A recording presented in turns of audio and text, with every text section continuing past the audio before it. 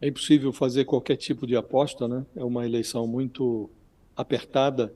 Agora, impressiona as semelhanças, né, do quadro político vivido na Argentina com o que vivemos aqui na eleição do ano passado, né?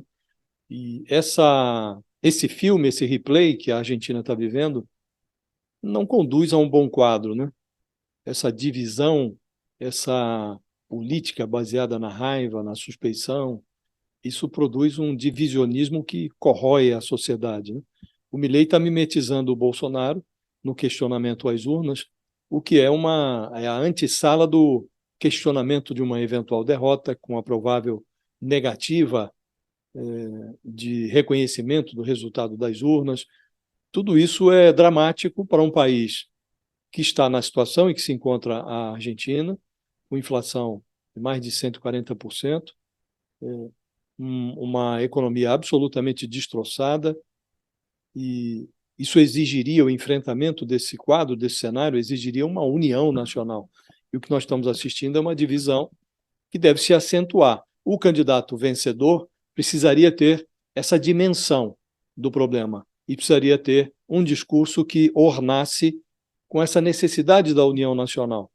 Então, o vitorioso precisa imediatamente, o primeiro discurso dele, ele tem que chamar os derrotados ou os eleitores que votaram no adversário para se unir num esforço para arrumar as contas nacionais, para arrumar a situação política do país.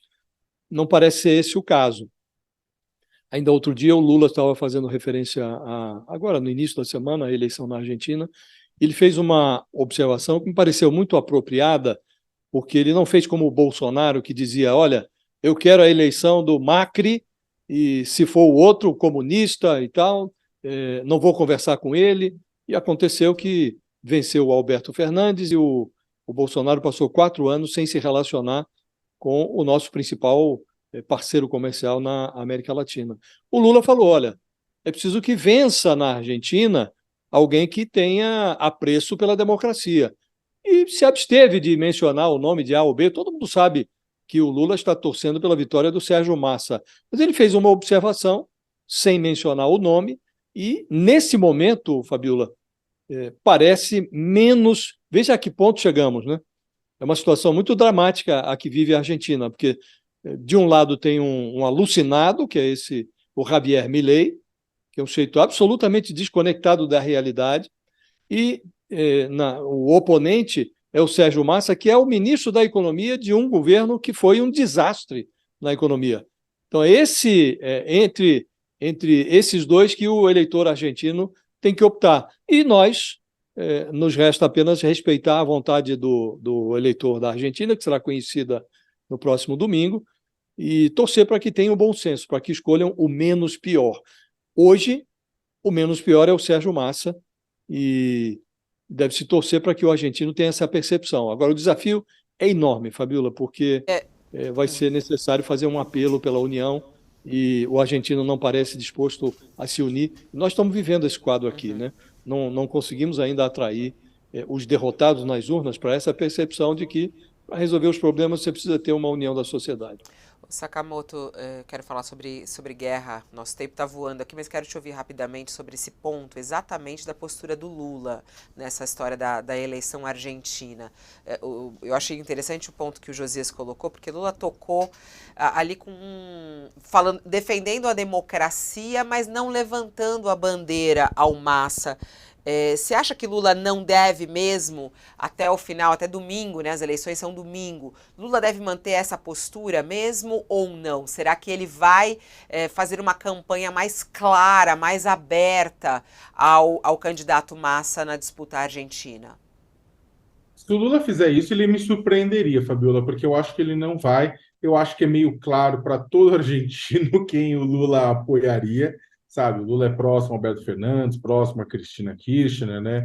Ele já deixou-se claro, né, em muitas outras vezes, a preferência com relação à candidatura do Massa, né? Da mesma forma que também o próprio Jair Bolsonaro e a família Bolsonaro, o próprio Eduardo Bolsonaro foi para Buenos Aires para demonstrar apoio, né, para Milei e tudo isso, mas já está muito claro, na verdade, os jogos e como é que esse xadrez está colocado em cima da mesa. Né? Faz muito bem o Lula defender a democracia, e eu acho que essa é a questão. Você tem, de um lado, um candidato que não tem apreço pela democracia, e também tem um plano econômico doidão, sabe? Tipo, as pessoas. Você tem pessoas racionais que foram colocadas. São citadas como parte integrante do grupo do Milei na economia, mas essas mesmas pessoas, né, que já fizeram parte dos governos estão dizendo publicamente do que nunca foram chamados para falar nada. E o Milei fica defendendo coisas absurdas, como o dolarizar a economia, acabar com o Banco Central. Tem muita coisa que sabe, que assusta. Ele também não tem um plano econômico, ele está surfando na ideia do: olha, tá tudo ruim do jeito que tá, eu sou a antipolítica, que já vimos isso acontecer, né? Só que aí que acontece, do outro lado, você tem o Massa, que é uma pessoa que, de chefiando o Ministério da Economia, nunca conseguiu dar uma resposta factível. E a Argentina, no que pese não ter um desemprego alto, né, tem um câmbio maluco, juros doidos, inflação doida, então que acaba, tipo, desfavorecendo os mais pobres. Então, você tem uma situação complicada. O Lula deixou claro, e eu concordo completamente com ele, na democracia nós encontramos soluções para os maiores problemas. Em ditaduras, não. Em ditaduras pode ser que o problema,